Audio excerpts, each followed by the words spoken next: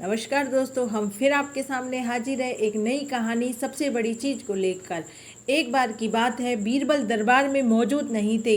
इस बात का फायदा उठाकर कुछ मंत्रीगण बीरबल के खिलाफ महाराज अकबर के कान भरने लगे। उनमें से कहने लगा, महाराज आप केवल बीरबल को ही हर जिम्मेदारी देते हैं और हर काम उन्हीं की सलाह ली जाती है। इसका मतलब यह है कि आप हमें अयोग्य समझते हैं, मगर ऐसा नहीं है, हम भी बीरबल जितने योग्य हैं। महाराज को बीरबल बहुत ही प्रिय थे। वह उनके खिलाफ कुछ नहीं सुनना चाहते थे, लेकिन उन्होंने मंत्रीगणों को निराश न करने के लिए एक समाधान निकाला। उन्होंने उनसे कहा, मैं तुमसे सभी से एक प्रश्न का जवाब चाहता हूँ, मगर ध्यान रहे अगर तुम लोग इसका जवाब न दे पाए तो तुम सबको फांसी की सज़ा सुनाई जाएगी। दरबारियों ने झिझक कर महाराज से कहा, ठीक है महाराज, हमें आपकी ये शर्त मंजूर है, लेकिन पहले आप प्रश्न तो पूछिए। महाराज ने कहा, दुनिया की सबसे बड़ी चीज़ क्या है? यह सवाल सुनकर सभी मंत्रीगण एक दूसरे का मुंह ताकने लगे। महाराज ने उनकी स्थिति देखकर कहा, याद रहे कि इस प्रश्न का उत्तर सटीक होना चाहिए, मुझे कोई भी अटपटा सा जवाब नहीं चाहिए। इस पर मंत्रीगणों ने महाराज से इस प्रश्न का उत्तर देने के लिए कुछ दिन की मोहलत मांगी। राजा भी इस बात के लिए तैयार हो गए। महल से बाहर निकलकर सभी मंत्रीगण इस प्रश्न का उत्तर ढूंढने लगे। पहले ने कहा, दुनिया की सबसे बड़ी चीज़ भगवान है, तो दूसरा कहने लगा कि दुनिया की सबसे बड़ी चीज़ भूख है।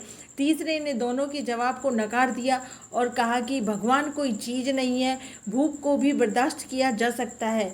इसलिए राजा के प्रश्न का उत्तर इन दोनों में से कोई नहीं है।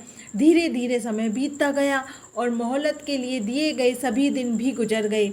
फिर भी राजा द्वारा पूछे गए प्रश्न का जवाब न मिलने पर सभी मंत्रीगणों को अपनी जान की फिक्र सताने लगी। कोई अन्य उपाय न मिलने पर वे सभी बीरबल के पास पहुंचे और उन्हें अपनी पूरी कहानी सुनाई।